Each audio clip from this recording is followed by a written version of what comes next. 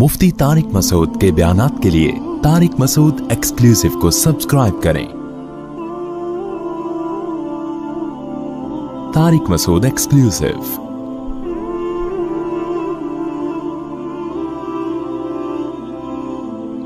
जब नाबालिग बच्चे का बाप मर जाए तो उस बच्चे की जायदाद को भी लोग लूटते हैं।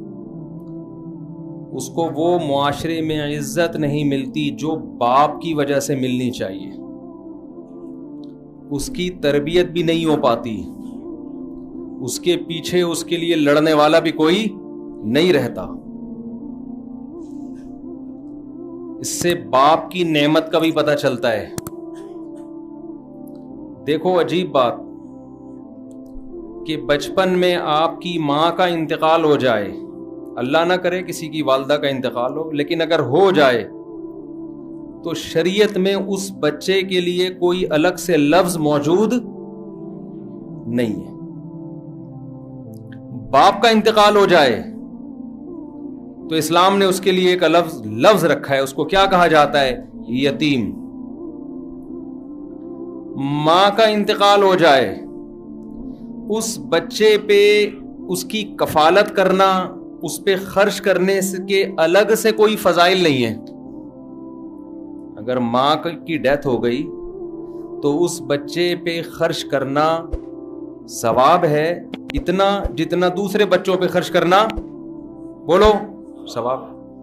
उस बच्चे की कफालत करना सवाब है इतना जितना दूसरे बच्चों की कफालत करना सवाब है।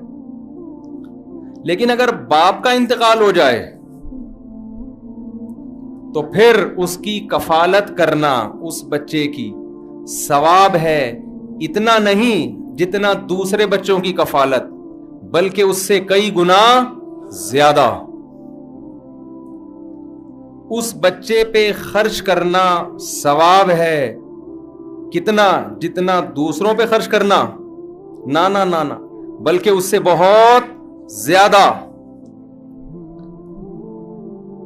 इससे ये बात तो मालूम हो गई कि इस्लाम की नजर में बचपन में बच्चे की मां की डेथ हो जाए ये भी नुकसान है, लेकिन बाप की डेथ हो जाए तो इस्लाम इसको छोटा नुकसान नहीं बल्कि बड़ा नुकसान मानता है।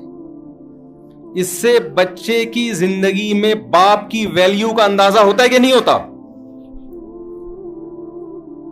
अभी मुझे गुस्सा आना शुरू हो गया क्योंकि मैं भी बाप हूं ना।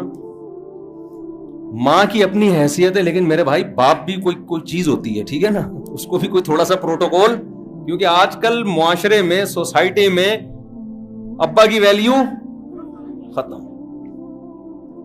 एतदाल नहीं है किसी भी चीज में, किसी चीज में। तो मां के हुकूक बहुत ज्यादा है, इसमें दो राय नहीं हो सकती, लेकिन जो बाप के हुकूक हैं वो भी उसको देने चाहिए। हमारी सोसाइटी में हो क्या? मेरा टॉपिक नहीं है, टॉपिक तो मैं भी वो दरमियान में मेरे क़याम ताम आता रहता है। हम जब हाईवे पे चलते हैं ना, दरमियान में क़याम ताम, तो असल टॉपिक जो है वो तो मैं उस पे आ रहा हूं, लेकिन ये बीच में कुछ टेक्निकल पॉइंट की बातें आती रहती हैं, ये आती रहेंगी। तो यतीम का लफ्ज आया ना, तो उससे मुझे ख्याल आया कि ये भी थोड़ा सा मैं समझा दूं आप लोगों को कि इस्लाम की नजर में बचपन में बच्चे के लिए जैसे मां की वैल्यू है, बाप की वैल्यू उससे ज्यादा है। इसलिए जो खवातीन मेरा बयान सुन रही हैं, मैं उनसे गुजारिश करना चाहूंगा कि थोड़ा अपने मियां को भी घर में प्रोटोकॉल दे दिया करो। अभी जिंदा है ना, इसलिए इसकी वैल्यू आपकी नजर में नहीं है। अभी ये कमाने की मशीन है। किसी दिन 6 अंडे मंगवाए और एक नहीं लेकर आया, 5 अंडे ले आया, तो कैसी झाड़ पड़ती है मियां को? कभी कोई काम ढंग से किया ही नहीं है। असल में मकसद पैसे बचाना था और इस तरह की चीजें। जिस दिन ये मार्केट से शार्ट हो गया ना, तुम्हारे बच्चों का कोई पुरसाने हाल नहीं होगा। तरबियत के लिए तरसोगी, जायदादों पे नजर टिका के बैठ जाएंगे लोग। तो मां के अपने हुकूक हैं। नबी सल्लल्लाहु अलैहि वसल्लम ने फरमाया, हुस्न अखलाक में मां का हक बाप से 3 गुना ज्यादा। صحیح حدیث ہے، رسول اللہ صلی اللہ علیہ وسلم کی خدمت میں ایک صحابی حاضر ہوئے، عرض کیا یا رسول اللہ من احق الناس بحسن خلقی، سب سے زیادہ اچھے اخلاق سے میں کس کے ساتھ پیش آؤں، دنیا میں کون ہے؟ ہم سے اگر یہ سوال ہوتا ہم کہتے اپنے باس سے، کیونکہ اس سے آپ کو کیا ملتی ہے؟ تنخواہ۔ آپ کسی سے بھی مشورہ لینا تو وہ کہے گا یار سب سے تمیز سے کس سے بات کیا کرو؟ ابے بھائی بول لو نا، باس سے، سیٹھ صاحب سے، علاقے کے ناظم سے، محلے کے بدماش سے، ایس ایچ او صاحب سے، ڈی ایس پی صاحب سے، اور ہم کرتے بھی ہیں۔ حضرت حکیم اختر صاحب رحمہ اللہ تعالی اکثر ڈی ایس پی اور ایس ایچ او کی مثال دیا کرتے تھے کہ جن کو بہت غصہ آتا ہے نا، پولیس آفیسر کے سامنے، علاقے کے ایس ایچ او کے سامنے نہیں آتا ان کو غصہ کبھی بھی، وہاں بڑے آرام سے تمیز سے بیٹھے رہتے ہیں، باس کے سامنے غصہ نہیں آتا۔ تو ہم سے اگر کوئی پوچھتا ہم کہتے ہیں محلے کے دادا سے، جب بھی تمیز سے بات کرو اخلاق سے، کس کے سامنے؟ محلے کے دادا سے، اس کے سامنے غصہ نہیں چلے گا، غصہ کیا تو وہ آخری غصہ ہوگا۔ بدماشوں سے، ڈاکو آتے ہیں نا، لوگ کہتے ہیں آرام سے دے دیا کر بھائی، کراچی میں ڈاکوؤں کا راج چل رہا ہے، تو ویسے کون سا ڈاکوؤں کا راج نہیں تھا؟ یعنی حیرت کی بات ہے، لوگ کہتے ہیں ڈاکوؤں کا راج ہے، تو ویسے بھی تو ڈاکوؤں کا راج ہی تھا نا، چہرے بدلتے ہیں ڈاکوؤں کے۔ تو ڈاکو آئے تو لوگ کیا کہتے ہیں، ماں باپ بھی کہتے ہیں بیٹا کوئی موبائل چھیننے کی کوشش کرے تمیز سے دے دینا۔ تو ہماری نظر میں سب سے اچھے اخلاق سے ہم اگر کسی کے ساتھ پیش آئیں تو وہ ڈاکو ہے۔ کیا خیال ہے؟ آئے تو آپ دیتے بھی ہیں اور کانپ بھی رہے ہوتے ہیں کہ سر یہ قبول کر لیں نذرانہ ہماری طرف سے، ٹھیک ہے نا، یہ قبول کر لیں۔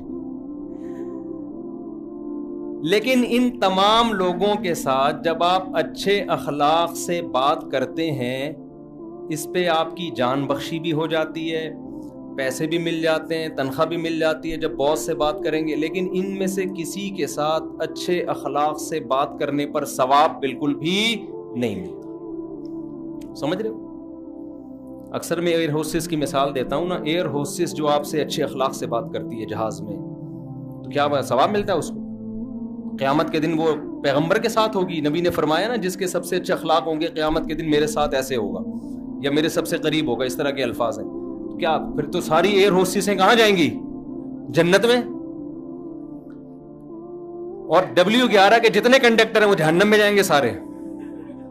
کیا خیال ہے بھائی؟ اب یہ باہر والوں کو W11 کا مطلب ہی نہیں پتا ہے، میرے بیان باہر جاتے ہیں کہتے ہیں W11 کیا ہوتا ہے، یہ چیز بتانے کی نہیں ہے، یہ کراچی آؤ بیٹھو پتا چلے گا W11 کیا ہوتی ہے۔ تو جتنے کنڈکٹر 4K 4J پتہ نہیں کون کون سی بسیں، رکشے والے، یہ تو معاذ اللہ سارے کہاں جائیں گے پھر؟ جہنم میں۔ اور ایئر ہوسٹس جتنی بھی ہیں کہاں جائیں گی؟ جنت میں، کیونکہ ان سے اچھے اخلاق ہم نے کسی کے بھی، میں نے آج تک بہت سفر کیا جہازوں میں، کسی ایئر ہوسٹس کو میں نے کبھی غصے میں نہیں دیکھا۔ لوگ کہہ رہے ہوتے ہیں یار کبھی کسی ایئر ہوسٹس کو ہم نے غصے میں نہیں دیکھا، اور گھر آئے تو اپنی بیگم کو کبھی ہنستے رہے، بہت سے لوگوں نے کہہ رہے نہیں دیکھا ہم نے۔ تو یہ وہ اخلاق نہیں ہے جس پہ اس کو جنت ملے گی۔ اسی وجہ سے اس پہ اس کو تنخواہ ملتی ہے، پیسے ملتے ہیں، ہوسٹس اپنی پراپرٹی بنا لیتی ہے، ریٹائر ہونے کے بعد کھاتی ہے پیتی ہے۔ ایک مسکرانا وہ ہے جس پہ آپ سے خدا راضی ہوتا ہے، جس پہ آپ کو جنت ملتی ہے۔ تو صحابی نے اس اخلاق کے بارے میں پوچھا، من احق الناس بحسن خلقی، یا رسول اللہ سب سے زیادہ اچھے اخلاق سے میں کس سے بات کروں؟ یہ صحابی کا سوال تھا۔ آپ صلی اللہ علیہ وسلم چونکہ اللہ کے نمائندے ہیں، اللہ کا پیغام بندوں تک پہنچانے آئے ہیں، اگر کوئی عام آدمی ہوتا میرے جیسا تو میں یہی مشورے دیتا، بھائی کسٹمر سے اچھے اخلاق سے بات کرو تاکہ دوبارہ آپ کی شاپ پر آئے وغیرہ وغیرہ۔ لیکن ہمارے نبی کس کے میسنجر ہیں؟ اللہ کے۔ آپ کا کام تھا وہ بات کہنا جس میں اللہ کی رضا ہو۔ اللہ کس سے خوش ہوتا ہے؟ اور آپ نے اپنی ذمہ داری پوری کی. وہ ذمہ داری پوری کیا کی؟ آپ نے فرمایا امک، تمہاری ماں. کون سب سے زیادہ اچھے اخلاق کا مستحق ہے؟ تمہاری ماں. صحابی نے عرض کیا یا رسول اللہ ثم من، ماں کے بعد کون ہے؟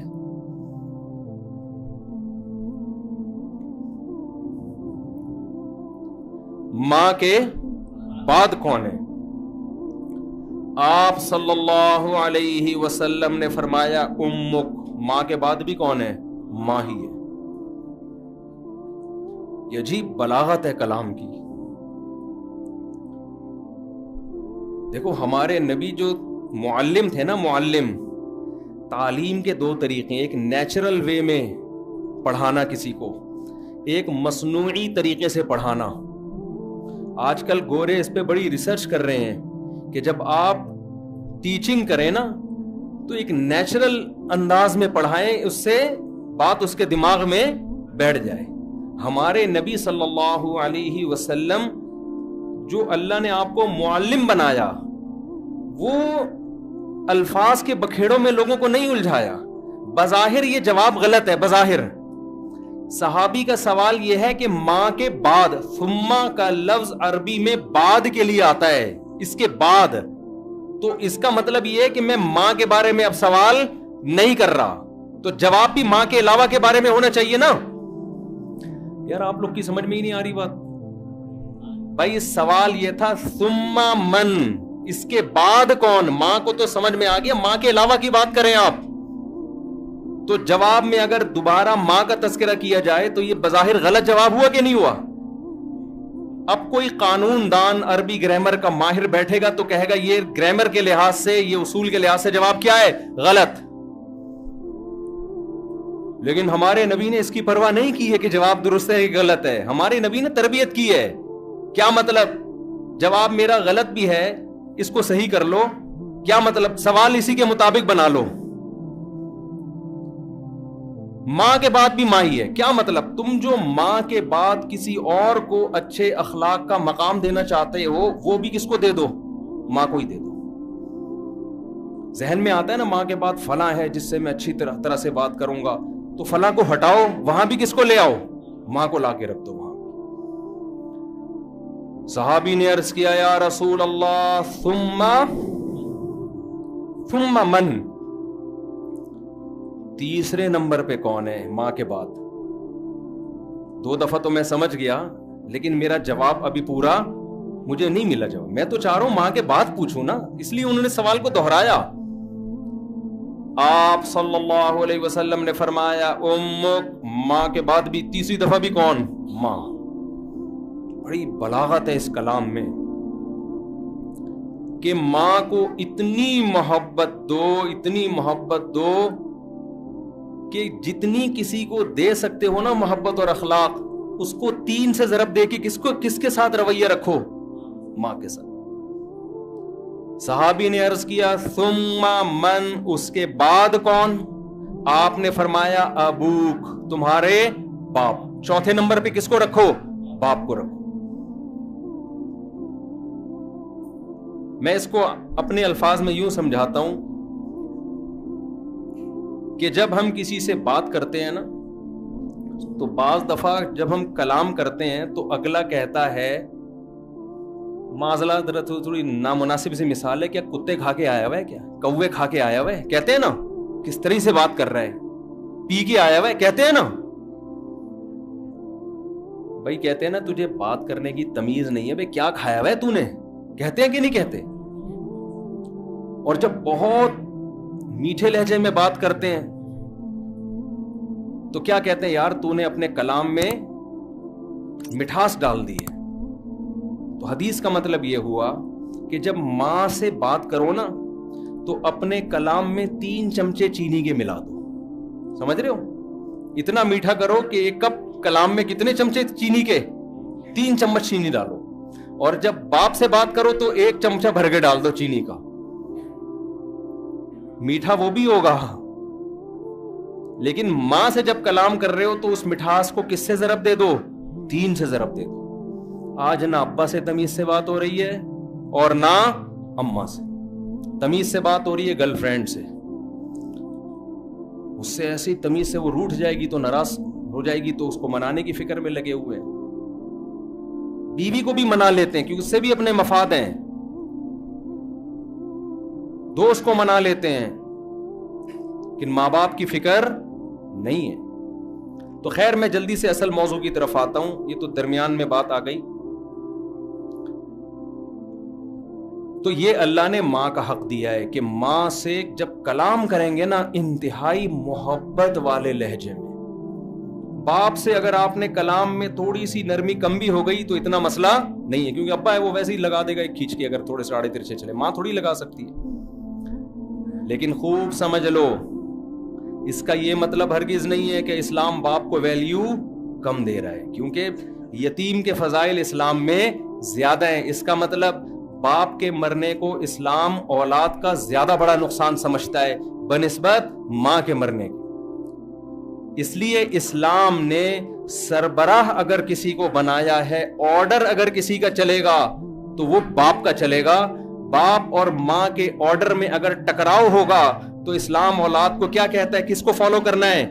باپ کو فالو کر رہا ہے. پھر آج ہماری خواتین میں یہ بڑا مسئلہ ہو گیا ہے, یہ بڑا مسئلہ ہو گیا ہے کہ گھر میں باپ کی حیثیت ایک مکھنچو کی بنتی جا رہی ہے. مکھنچو سمجھتے ہیں جو ہیں, جو یہاں بیٹھے ہوئے ہیں, کیونکہ ہم لوگ یورپین کلچر کو لے رہے ہیں خواتین کے حقوق کے نام پہ نا. عورت کی آزادی آزادی آزادی آزادی آزادی, اتنی آزادی کہ بھائی کی دسترس سے آزاد کر دیا, باپ سے آزاد کر دیا, اور سارے خاندان سے اس کو آزاد کر دیا. اپنی وہ پرسنل لائف ہے جیسے چاہے گزارے. اس کے سائیڈ ایفیکٹ کیا ہیں, اس سے کیا بربادیاں معاشرے میں آتی ہیں, لمبا ٹاپک ہے, اس پہ میں کئی بار بات کر چکا ہوں. یعنی غلو ہے, رائٹس دینے پر آئے ہیں ویمن کو تو ایسے رائٹس دے دیے جو نیچر کے خلاف, اور مرد کی ویلیو گھر میں 2 ٹکے کی نہیں رہی ہے. اسلام نے بیلنس رکھا ہے. عورت کو حق یہ دیا کہ سربراہ تو مرد ہی ہوگا, لیکن عورت کا حق کیا ہے, اس سے مرد محبت کرے, اس کے حقوق پورے کرے. جو خود کھاتا ہے اس کو کھلائے, جو خود پہنتا ہے اس کو پہنائے. یہ نہیں کہ باہر دعوتیں پھوڑ رہا ہے اور لگژری لائف گزار رہا ہے اور بیوی کو گھر میں قسم پرسی کی حالت میں رکھا ہوا ہے. تو وہ اپنے حقوق ہیں, لیکن میرے بھائی سربراہ کس کو بنایا ہے؟ بولو, باپ کو بنایا. یہ میں اس لیے نہیں کہہ رہا آپ کے حقوق دلانا چاہتا ہوں, میں اس لیے نہیں کہہ رہا. گھر میں مرد کے سربراہ نہ ہونے سے جو فسادات پھیل رہے ہیں, ہمارا کلچر جو تباہ ہو رہا ہے نا, اس کی تباہ کاریاں کی لسٹ اتنی بڑی ہے کہ اگر میں ان کو بیان کرنا چاہوں تو صبح ہو جائے گی, وہ ختم نہیں ہوں گے. اتنے فسادات پھیل رہے ہیں اس سے. صحیح بخاری کی حدیث, لن يفلح قوم ولوا اہم امورهم الى المرأة او كما قال صلی اللہ علیہ وسلم, وہ قوم ہرگز کامیاب نہیں ہو سکتی جو اپنے اہم معاملات عورت کے سپرد کر دے. نہیں آ رہی میرے خیال ہے بات؟ جو اہم معاملات کس کے حوالے کر دے, عورت کے. جہیز کتنا دیا جائے گا کون فیصلہ کر رہا ہے؟ پیسہ باپ کا خرچ ہو رہا ہے, فیصلہ کون کر رہا ہے؟ اماں. جہیز دینا بھی ہے کہ نہیں دینا کون فیصلہ کر رہا ہے؟ اماں. مکس گیدرنگ ہوگی, ناچ گانے ہوں گے, یہ زیادہ تر کس کی چل رہی ہے اس میں؟ شوہر اگر چاہ بھی رہا ہوتا ہے یار ہم سادگی سے کریں, لیکن چلتی کس کی ہے؟ حتیٰ کہ آپ کی بچیاں پورے کپڑے پہنیں گی یا ادھورے کپڑے پہنیں گی, اس میں کس کی بات مانی جاتی ہے؟ اکثر جو خواتین بیان سن رہی ہیں ان کے علاوہ کی بات کر رہا ہوں میں. اکثر کیا ہوتا ہے, مرد کہتا ہے بھائی میری بیٹی پورے کپڑے پہنے گی, فوراً عورتیں کیا کہتی ہیں, ایک تو آپ کو پتہ نہیں کہ اتنی سی بچی ہے, اتنی سی بچی ہے, کیا ہو گیا؟ آدمی فوراً ڈھیر ہو جاتا ہے اس کے سامنے. تھوڑا غیرت دکھاؤ بھائی, جب میرا لڑکا پورے کپڑے پہن سکتا ہے تو میری بیٹی بھی پورے کپڑے پہنے گی. میں آپ کو ایک تجربہ کرواتا ہوں. آپ اپنی بیٹی کو پورے کپڑے پہناؤ, چھوٹی بچی کو اسکارف پہناؤ, اس کی موبائل میں تصویر لو اور ایک ویسٹرن ڈریس پہنا کے تصویر لو, خدا کی قسم زمین آسمان کا فرق لگے گا. اسکارف میں, مکمل فراک میں آپ کو اس پہ زیادہ پیار آ رہا ہوگا, اور وہ جو ویسٹرن ڈریس پہنا ہوا ہوگا نا اس میں آپ کو وہ اچھی نہیں لگے گی. سمجھ میں آ رہی ہے کہ نہیں آ رہی ہے؟ دیکھو بیٹی اور ماں کا رشتہ الگ اسٹائل کا ہوتا ہے. بیوی ویسٹرن ڈریس میں اچھی لگے گی آپ کو, ماں ویسٹرن ڈریس میں اچھی لگے گی. بولو نا, ایک دن اپنی اماں سے بولو اماں یہ ذرا اسکرٹ پہن کے آؤ, اور ایک دن بولو پراپر پورا ڈریس پہن کے سر پہ چادر رکھ کے آؤ. خدا کی قسم جب چادر رکھ کے آئے گی ماں پہ پیار آئے گا آپ کو, اس کی گود میں سر رکھ کے سونے کا دل کرے گا آپ کا. یہی رشتہ بہن بیٹی کا ہوتا ہے. فرق ہی ختم کر دیا ہمارے معاشرے میں. تو میں یہ جو بات درمیان میں آ گئی کہ ابا کی ویلیو بھی, میرے خواتین سے کہہ رہا ہوں, اگرچہ یہاں خواتین بیٹھی ہوئی نہیں ہے لیکن بیان تو جاتا ہے نا. آپ اپنی بیگم کو جا کے سمجھا دینا, اب گھر جانا کہنا بیگم او ہو آج مجھے پتا چلا میں کتنے اندھیروں میں ڈوبا ہوا تھا. اور خواتین کہتی ہیں یہ میرے بارے میں کہ یہ ہمارے میاؤں کو خراب کرتا ہے. میں خراب نہیں کر رہا. اگر آپ گھر کے سربراہ بن گئے نا, اس میں عورت کا بھی فائدہ ہے, وہ بھی تباہی سے بچے گی, وہ بھی بربادی سے بچے گی. ایک نظام بنایا ہے نا, اسلام دین فطرت ہے. اسلام سربراہ کس کو دیکھنا چاہتا ہے, عورت کو یا مرد کو؟ مرد کو. ہاں اسلام یہ کہتا ہے اپنی سربراہی کا ناجائز فائدہ نہ اٹھا, اسے محبت کرو, اسے پیار دو. جانوروں والا سلوک نہ, پاؤں کی جوتی مت سمجھو اس کو. جیسے ہمارے نبی صلی اللہ علیہ وسلم نے امی عائشہ کے ساتھ کیسی محبت کی ہے کہ جس جگہ منہ لگا کے امی عائشہ پانی پی رہی ہیں برتن میں, اسی جگہ منہ لگا کے آپ پانی پی رہے. محبت دی ہے, سربراہ نہیں بنایا گھر کا. بلکہ سربراہ کے بارے میں کیا کہا, وہ قوم ہرگز کامیاب نہیں ہو سکتی جو اپنے اہم معاملات کس کے سپرد کر دے, عورت کے. اور آج یورپ اور امریکہ وہ زبان سے کہتے ہیں کہ عورت سربراہ ہو سکتی ہے, پریکٹیکلی اس پر وہ بھی عمل نہیں کرتے. ان کی اسمبلیوں میں ہمیشہ مرد زیادہ ہیں, عورتیں بہت تھوڑی ہوتی ہیں. یورپ کے دعوے کو اس وقت مانیں گے جب ان کی اسمبلیوں میں عورتیں زیادہ ہوں, مرد کم ہو جائیں. ایسا ہوتا نہیں ہے. فوج کا کمانڈر یورپ میں اور امریکہ میں عورت ہے یا مرد ہے؟ بولتے کیوں نہیں بھائی؟ آدمی ہے, ہر جگہ آدمی ہے بھائی. وہ منہ سے بولتے ہیں, مانتے وہ بھی نہیں ہے.